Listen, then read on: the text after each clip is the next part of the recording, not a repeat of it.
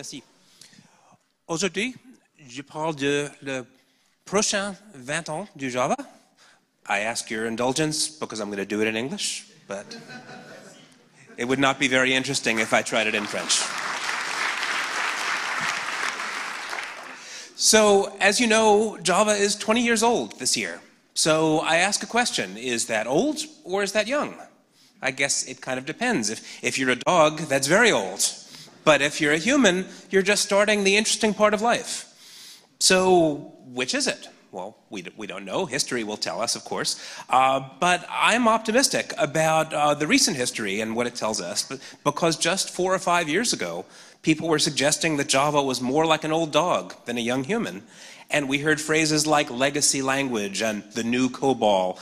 And in recent years, I think those critics have gone quiet. Java is enjoying a rebirth. And last year we shipped Java 8, which was the biggest upgrade to the Java programming model ever. And so we'd like to know where Java is going to be in 20 years, but we also know it's a fool's errand to try to predict the future. So I'm not going to try to predict the future, but I'm going to ask a question, which is, what are we doing today to ensure that Java remains vital and vibrant for the next 20 years? And that comes down to, how do we go about evolving the Java platform? So the key word there in that sentence was evolution. Because the problems that we solve with computers and the computers that we run them on are changing over time. And if our programming tools don't evolve to meet the changing needs of developers, then they're going to become irrelevant. So 10 years ago, Graham Hamilton articulated some core design principles for the Java language, and we still look to these today as we evolve the Java language. And you can summarize them as readability, simplicity, and transparency. And in some sense, they're all the same thing. It should be easy to look at code and know exactly what it does, because if you don't know what code does when you look at it, you're going to make mistakes. You're going to try to evolve it and you're going to break it. So if code is transparent, then it is easy to evolve, and therefore it's going to live a long time. And this focus on reading code being so important, is really the central thing, because successful code lives for a long time. And over that time, it is read many times and possibly modified. And if it's not easy to read, you're going to break it. Sometimes we don't expect our code to live very long. We may want to bang out some throwaway code, and that's fine, but that's not at the center of Java's design principles. Java has been designed with the intent of enabling people to write long-lived, successful code. So evolution has always been in Java's DNA. Even 10 years ago, 20 years ago, you heard talk about evolving the language and evolving the platform. And we're planning for the long term, but we also have to evolve cautiously. So rather than try to guess the future, we take a more conservative approach, and we look at the real-world problems that developers are facing. And it was clear, even from the beginning, we were never going to add millions of features to Java. The goal is to add as few features are needed to meet the evolving needs of developers, while respecting the core values of readability, simplicity, and transparency. So as an example, at the most recent Java 1 in San Francisco, James Gosling was talking about why they didn't put generics into Java 1.0. And it wasn't because in 1995 we didn't understand the importance of parametric polymorphism. It was they hadn't yet found the right way to do it. And they made the intelligent decision that, well, if we don't know what the right thing is, let's at least not do the wrong thing. Now, ultimately, we did add generics 10 years later, and that was longer than we might have liked. And by that time, it was very much needed, because people were building larger and larger programs with Java, and the limitations of Java's type system was becoming an impediment to scaling programs up. The dirty secret of Java 1.0 is that even though the language was strongly statically typed, it was effectively dynamically typed, because you couldn't put things into a collection and when you take them out know what type they were, at least without generics. So any non-trivial data structure was effectively dynamically typed. Here's some typical stupid code example that I'm going to use running through the through the talk, where you take a list and you assume it to be a list of integers, and we're going to add them up. So this is how you used to write it in Java 1.0, and it looks looks a little different from the Java code we write today, but it's still familiar. And the key thing here is the assumption that this is a list of integers exists only in the developer's head, and if you're very lucky, in a documentation comment somewhere that's not out of date. And if that assumption exists only in your head, the compiler can't type check it for you, and you risk getting runtime errors if you if you violate the assumption. So generics allowed us to take type information that was assumed and that you had to sort of re-inject in various places, like putting cast in your code, and allowed you to integrate that into the development, into the declaration of your method. So if we turn this into a generic method, the body of the method got simpler, the declaration of the method got more complicated because you've declared that this is a this is a list of integers. And the good thing that happened here is we enabled the developers to add more type information so that the compiler can do more type checking, and this removed one impediment to how big a Java program you could build, because it allowed the compiler to do more bookkeeping for you. Okay, so we all know about generics. This is not very interesting. Why am I telling this story? I'm telling this story because it illustrates our approach to language evolution. We identified a pain point, which was the inability to properly abstract over data, and the consequence of that was less readable and less reliable code, and the cure was better tools for abstracting over data, parametric polymorphism or generics, and the result was more maintainable and reliable code. And when we did this, of course, people didn't need to go rewrite all their programs all at once. We did it in a way that let you migrate your programs gradually over time. Now, language features, as developers, we're very interested in language features, but we should remember that language features are only a means to an end. They're not a goal unto themselves. So if we fast forward 10 years later to Java 8, we saw the same problems again, having clunky tools for abstracting, this time not over data, but over behavior. So in Java 1.1, we had inner classes, and this was our tool for representing behavior as data, but it was clunky. So here's an example of adding an action listener to a button. And as we know, the majority of that was ugly boilerplate that didn't really add a lot of value to the program. And when we added Lambda Expressions in Java 8, this code got not only smaller, but it got a lot more straightforward, because it becomes much more obvious that what's going on is you're passing a little bit of behavior into the library. So the code became more transparent, and therefore easier to tell what's going on, therefore easier to read and evolve programs. And again, features like this, they're not end unto themselves, they're an enabler for better libraries, and libraries are in turn an enabler for more readable, maintainable, less error-prone code. Okay, so we started with an example from Java 1.0 code. We rewrote it in Java 5. We can do the same thing. So we can take the generic code and we can simplify it further, changing it from one that imperatively walks through the list to one that uses a more declarative, higher-level API for adding up these numbers. Now, this is actually more code. The code didn't get smaller, but it got more abstract because it expresses the computation at the level of the entire collection rather than operating on each individual element. And it's also one that offers us parallelism for free when we want it, which is great. And again, this is a trivial example of adding up some numbers, but by expressing the problem at a higher level, the approach scales better to less trivial logic, again, making code more readable and less error-prone. So I know the example is a trivial one, but I'm trying to illustrate the point, and that is, even for trivial problems, we see that the expectations for what is considered expressive enough is going to rise over time. In 1995, people thought the code that I showed in the first example was pretty good because it was better and safer than what you could do in C at the time. Over time, our expectations increase, and that's natural. We wanted more type safety, more reuse, more compact code, more reliable code, faster code. And so every once in a while, we have to make some major improvements to keep up with the rising expectations of developers. And I think it's pretty safe to say that those expectations will keep rising over the last 20 years. What is satisfying to work with today is going to seem clunky in 5 or 10 or 15 years. So there's a lot in common between these two examples, generics and lambdas. Each identified a pain point, which had become a limiting factor for program scale or expressiveness or reliability. And both were about giving users new tools for abstraction.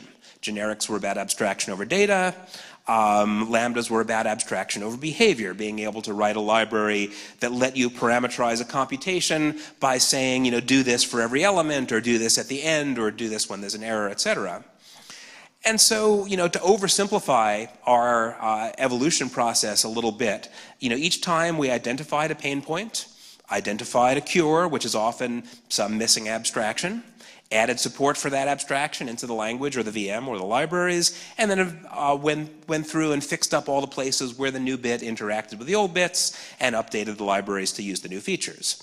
So if we could make an analogy with the construction business, this is kind of what we did. You find a problem, you raise up the house, you pull out your cement truck and pour a new foundation, and then you very gently lower the house back down onto the new foundation.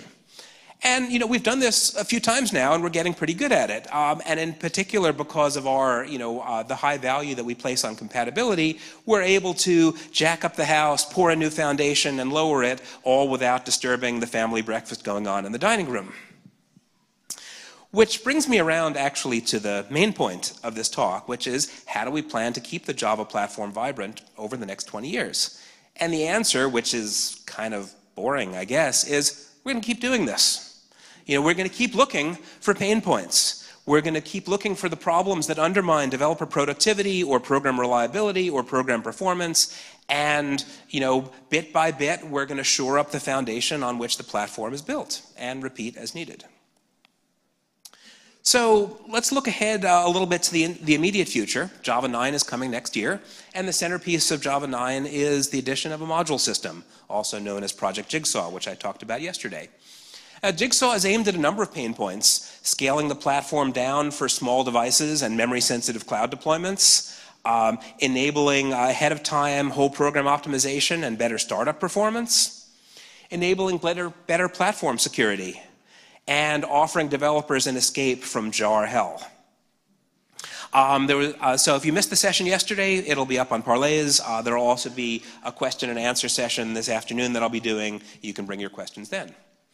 So if you were to ask developers, what's the most important thing missing from Java? What they're not going to say is a module system. But if you keep asking what the problems that they're running into, they'll raise these pain points that I just mentioned: startup performance, embedded footprint, jar hell, deployment reliability, etc. And so we're not doing a module system necessarily because we think the world is beating on our door demanding a module system. We're doing it because this is a missing bit of foundation that provides predictability and performance in deployment. Now, it would have been great if we had done this on day one, but it wasn't obvious at the time that we needed that because Java started out so small. The Java 1.0 platform was only like 200 classes. And initially, the jar format and class path mechanisms were good enough. But over time, Java grew as a platform, and the JRE download, the JDK download is now like 150 megabytes. And at the same time, people have built bigger and bigger applications with Java, which put a lot of strain on decisions that were made 20 years ago, like the class path. We routinely see people in deployment with class paths that have 1,000 jars on them. No one would have imagined that in 1995. So this is a source of complexity, it's a source of brittleness, it's a challenge for startup performance, and like I said, 20 years ago it was an issue, but now it is an issue, and so now we're going to fix it. So Jigsaw is going to replace the brittle class path mechanism with a more reliable one, based on a module graph where each module declares its dependencies, and Java SE and EE will be modularized, and applications and libraries can be modularized as well if they want, or not, just like generics. You can do it immediately, you can do it later, you can do it not at all. So you can think of Jigsaw as being another one of those raise up the house and pour a foundation upgrades. And unlike generics or lambdas, which had a lot of surface in the programming model, This missing piece isn't necessarily for developers, but more for application deployers. But the checklist is the same. You identify the pain point, you identify the right new abstractions, and you graph them in, hopefully compatibly, so it looks like they were there all along. All right, so let's take a look at what we've got in the pipeline for after Java 9. And again, our approach starts out with identifying pain points. Now this time, the pain point is the hardware, specifically memory. Now, over the last 20 years, the hardware that our programs run on has changed a lot. So some of the decisions that were made 20 years ago, even if they were perfect for the hardware of 20 years ago, they're probably not ideal for today's hardware. And just as the programming model has evolved to meet developer expectations, we also need to evolve the platform to keep up with the hardware that's running beneath us. So just to give you an idea of how much this has changed, 25 years ago, we had single core, single socket systems with no cache, no instruction level parallelism, and no pipelining. And in those days, an arithmetic operation and a memory fetch cost about the same. Nowadays, so in those days, the performance analysis was very easy. You basically counted instructions. But over time, things got more complicated. We added layers of a cache and multiple cores. And as these systems got more sophisticated, the cost of memory access got more expensive and less predictable. So memory access today might be a few cycles if the data you need is in L1, or it might be a few hundred cycles if you miss all the way out to main memory. And at the same time, because cores got more sophisticated, we can issue 2, 4, 5, instructions per cycle. And so if a cache miss costs you 300 cycles, it might cost you as much as 1,000 arithmetic instructions. So that's 1,000 to 1 change in the relative cost of a arithmetic computation versus a memory fetch. So you could imagine decisions that were made 20, 25 years ago might not be ideal for today's hardware. So let's talk about how the JVM interacts with memory and the tools it gives you for modeling data. The JVM has a very simple type system. You've got 8 primitive types, you've got objects and arrays. And this is simple, and you can pretty much model anything you want with it. But the flexibility isn't in exactly the right places. Primitives are very rigid. If the 8 primitive types that you've got are not what you need, you're out of luck. And on the other hand, objects are maybe too flexible. So to see how this becomes a problem with today's hardware, let's look at a simple example. Let's say you have a XY point class. And you want to have an array of these points. So the array has an object header, and each point is also represented as an object, and each of those objects has a header. And so, if you're going to look at the memory efficiency, well, we have 2 words for every object header. So for 2 words of data, we have 2 words of object header and another word for a pointer. So that's not terribly efficient. But because these objects are heap allocated, now that's work for the allocator and the garbage collector. But the real cost comes from these arrows, from these pointers. Because every time that you traverse one of those pointers, you might cache miss. And we talked about that, 1,000 instruction penalty for cache missing. That could be a really severe penalty. And this is very different from if you have an ordinary array of integers where as you walk through the array of integers, the hardware gives you great locality. You read the first integer, it's already going to pull the next 15 into L1 cache, and by the time you read the second or third, the prefetcher has kicked in and it's brought the next slug into cache. So there's a big difference between dealing with primitives and dealing with objects. Now sometimes this is harmless, right? You may have a small data set, your performance may be good enough. These issues mostly are borne by people who are really pushing the hardware to the edge. High frequency trading, big data, trying to get high density of cloud deployments. But that's describing a larger and larger percentage of the applications that we deploy. And you didn't ask for this layout. Really, what you'd rather have is this layout, right? But the VM's not going to give that to you for, kind of a silly reason. And that reason is that all objects have identity, whether you want it or not. So now, when confronted with a situation like this, developers often do dumb things and they take matters into their own hands. Sometimes they have to, sometimes they just can't help themselves. But like developers will do ugly tricks like, shred the points into two parallel arrays, hoping to regain the locality that was lost to the object layout. And of course, this code is hard to read, hard to write, hard to maintain. And the sad part is developers sometimes do this, for performance reasons, without any actual evidence that their code isn't already fast enough, or in fact even without any performance goals or measurement at all.